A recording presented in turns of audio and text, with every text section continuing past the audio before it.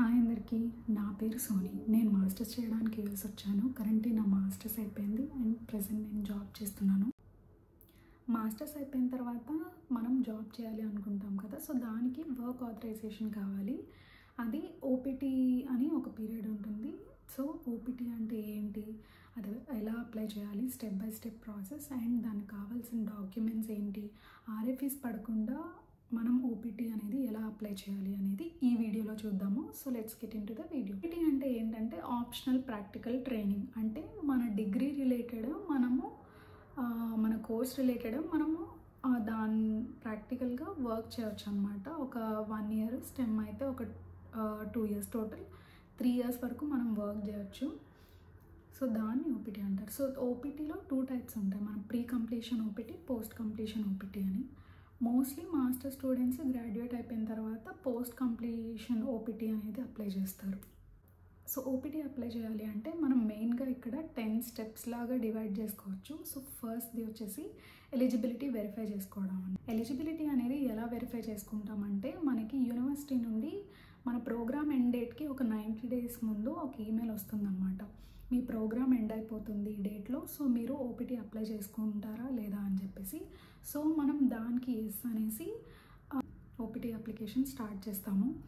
So మనం OPT apply చేయాలంటే మనం అట్లీస్ట్ 1 year అయినా సరే ఫుల్ టైం కోర్స్లో ఎన్రోల్ అవ్వాలన్నమాట.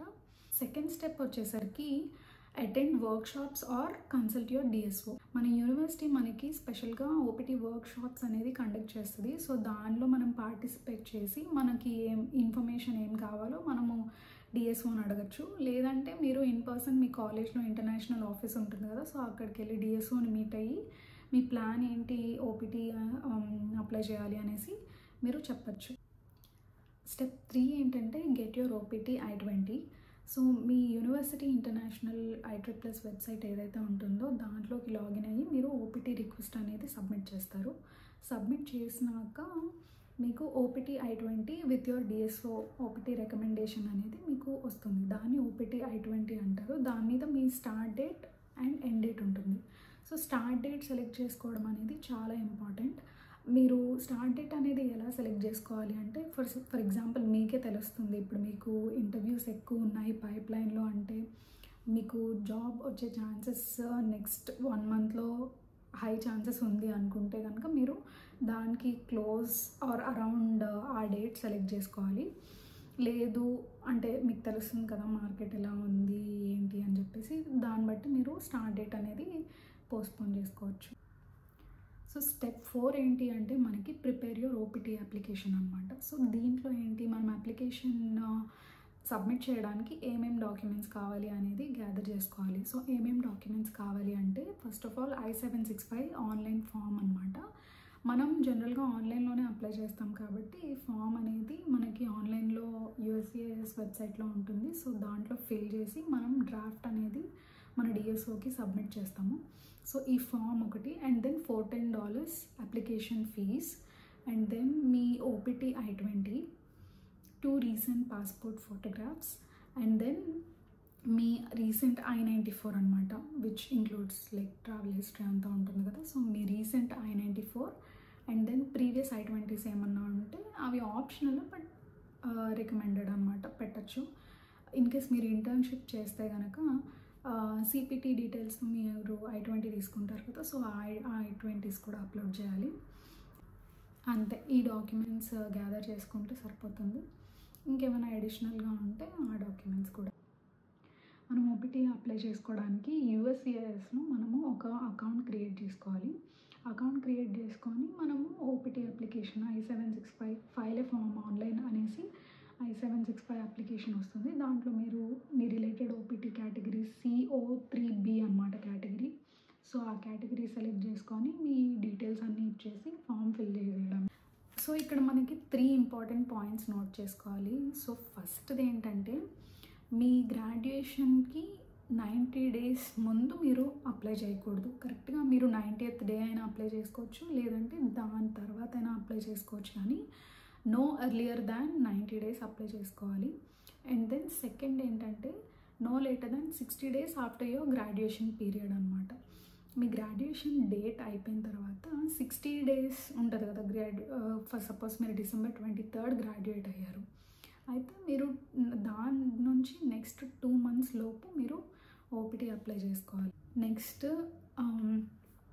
మనకి ఓపీటీ I-20 ఇస్తారు కదా, so make sure it is signed by both DSO and మనం కూడా సైన్ చేసి అప్లోడ్ చేయాలి.